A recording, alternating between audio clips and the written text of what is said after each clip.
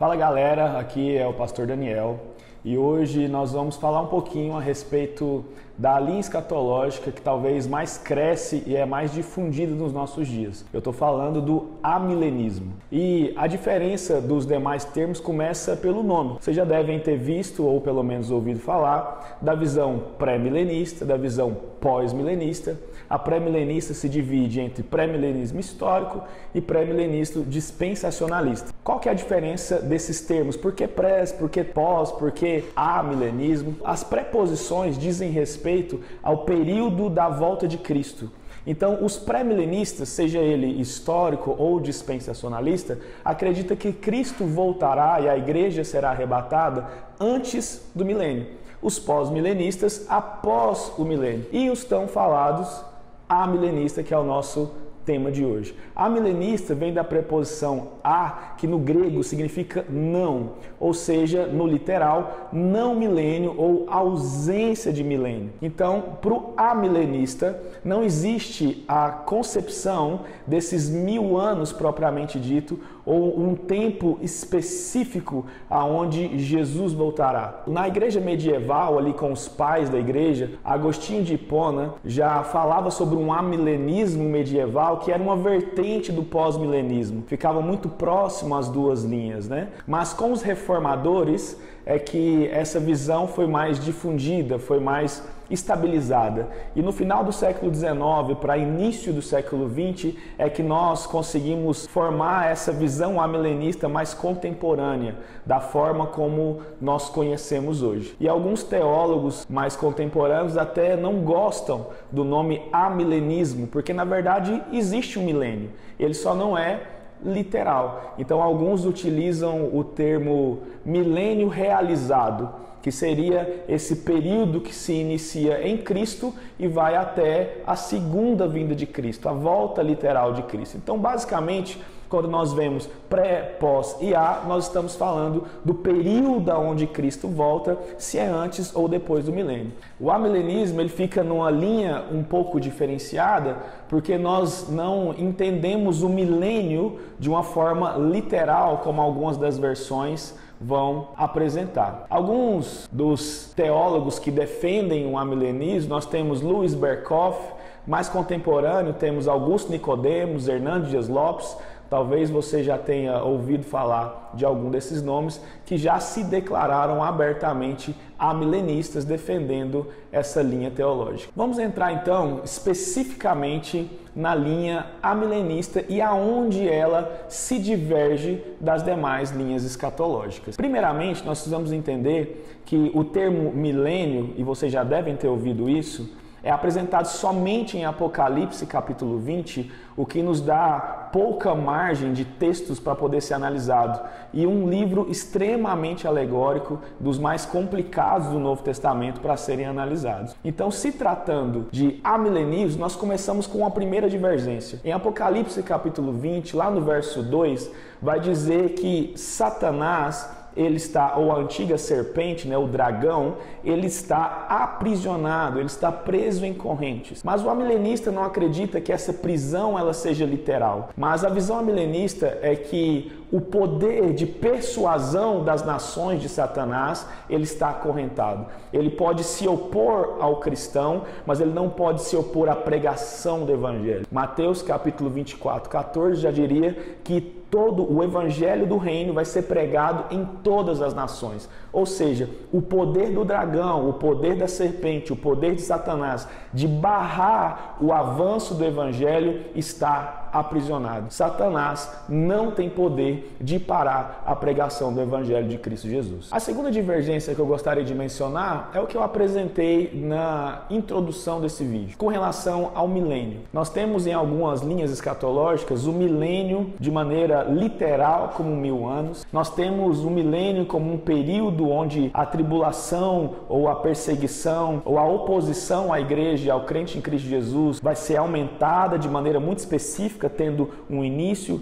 e o fim. Mas no amilenismo nós acreditamos que o milênio ele se iniciou na primeira vinda de Cristo e essa maldade, essa perseguição, essa tribulação, ela vai se aumentando de maneira sistêmica, global, até que nós chegamos ao ápice. a segunda vinda literal de Cristo Jesus. Então ali seria o fim do milênio. Talvez por isso na igreja medieval eles colocavam o amilenismo como uma linha do pós-milenismo, porque vai ser no fim do milênio que Jesus vai voltar de maneira literal. Então, diante disso, nessa lacuna, nesse período entre a primeira e a segunda vinda, nós vemos, se não todas, a grande maioria das profecias apocalípticas, das profecias escatológicas, já se cumprindo nesse período. Em algum período da história da igreja, seja em Nero ou no período de Nero, seja na igreja primitiva ou até na igreja contemporânea, as profecias escatológicas sobre a vinda de Cristo Jesus,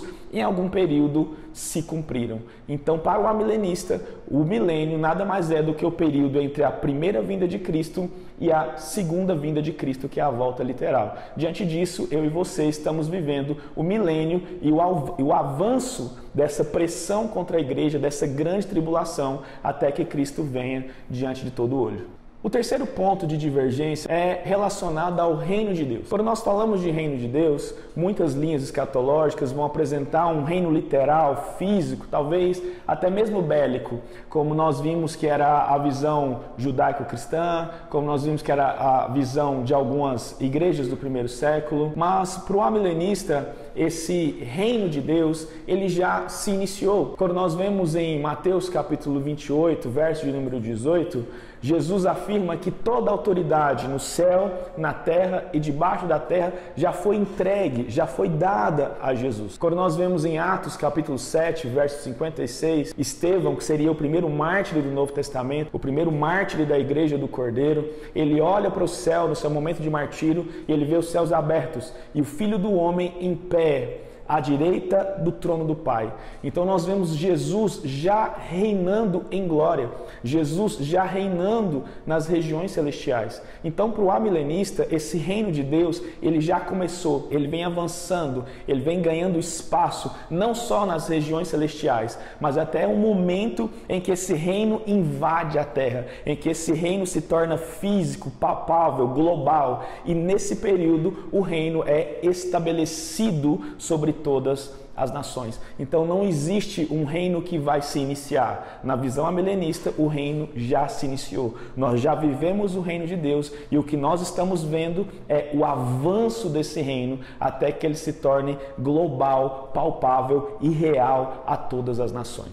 E por último, eu queria encerrar com 3 temas que eu quero unir em um único só, porque na visão amilenista eles são um único acontecimento, que é com relação à ressurreição dos mortos e o arrebatamento dos santos, o arrebatamento da igreja do Senhor. Isso, em algumas visões escatológicas, são eventos que acontecem separadamente. Existe o arrebatamento, existe a ressurreição dos mortos, existe o juízo final, existe o Armagedon. São eventos que acontecem em períodos diferentes, de maneiras diferentes. Na visão amilenista, eles acontecem de maneira concomitante. Eles acontecem em um período quase que único. Nós temos a segunda vinda, a volta literal de Cristo Jesus, que isso é unânime em todas as linhas teológicas, em todas as linhas escatológicas. Então nós temos essa volta literal de Cristo e nesse período nós temos a ressurreição dos mortos, em seguida nós temos o arrebatamento da igreja e depois nós temos o juízo final. Tudo acontecendo de maneira muito próxima, de maneira quase que única nesse período, com diferenças muito pequenas entre elas e não esse lapso temporal como é apresentado em algumas visões. Então nós temos, como já diria Apocalipse capítulo 1, versos 7 e 8, que Jesus voltará e todo olho verá, toda língua confessará. E a palavra diz nesse versículo que até mesmo os olhos daqueles que o traspassaram. Ou seja, nós não acreditamos em uma visão ou em um arrebatamento camuflado, em um arrebatamento invisível, em um arrebatamento onde somente os santos ou somente a igreja percebe. Não, mas é um evento marcante, aonde o olho do justo e o olho do ímpio verá, aonde todo mundo perceberá que algo magnífico, que algo único, que algo profético está acontecendo, que é essa volta de Jesus, a ressurreição dos mortos, o arrebatamento dos santos e em seguida o juízo final, selando toda essa agenda escatológica e toda essa promessa de Cristo Jesus. Então, basicamente, esses são os pontos de divergência e os pontos que embasam e fazem com que essa linha escatológica chamada de amilenismo seja tão difundida e tão propagada nos dias de hoje. Espero que esse vídeo curto possa ter trago clareza para o seu coração e te tirado algumas dúvidas aí, alguns pontos de atrito que nós encontramos nas Escrituras. Que Deus te abençoe e que nós aguardemos com ansiedade a volta do Cordeiro de Deus.